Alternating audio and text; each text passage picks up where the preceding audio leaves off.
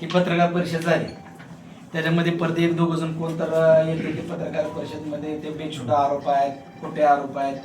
आम्हाला आमदार साहेबांच्या उत्तराची बिलकुल ही अपेक्षा नाही. हे उत्तर त्यांनी येणाऱ्या भाविकांना द्यावं, हे उत्तर त्यांनी सर्वसामान्य जनतेला द्यावं, हे उत्तर त्यांनी पुजाऱ्यांना व्यापाऱ्यांना द्यावं. कारण त्यांच्या भविष्याचा विषय, येणाऱ्या भाविकांच्या श्रद्धेचा विषय. आम्हाला त्यांच्या उत्तराची बिलकुलही अपेक्षा नाही. आम्हाला जे काम करायचं होतं ते तुमच्या माध्यमातून आम्ही लोकांपर्यंत पोहोचवण्याचा प्रयत्न करतोय. त्या आमची तुम्हाला नम्र विनंती आहे की ते लोकांपर्यंत जावं एवढंच. आणि जे उत्तर द्यायचं आहे ते त्यांनी येणाऱ्या भाविकांना द्यावं, ह्याच्यातून द्यावं, सांगावं किंवा काय टाइम बॉन्ड कार्यक्रम आहे किंवा काय करणार. पण ह्याच्यामध्ये तुमची पुढची स्टेज काय, एवढं करून गप्प बसणार? जर केएच जर केएच लाच काम मिळालं तर ते आम्ही आंदोलन करू, उपोषणाला बसू.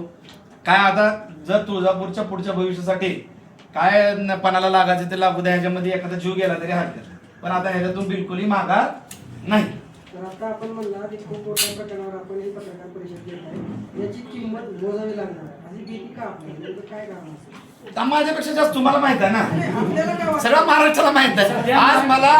आज मला एका गोष्टीचं उत्तर द्या तुम्ही. 80% राजकीय कार्यकर्ते एकाच पक्षात आहेत, 80%.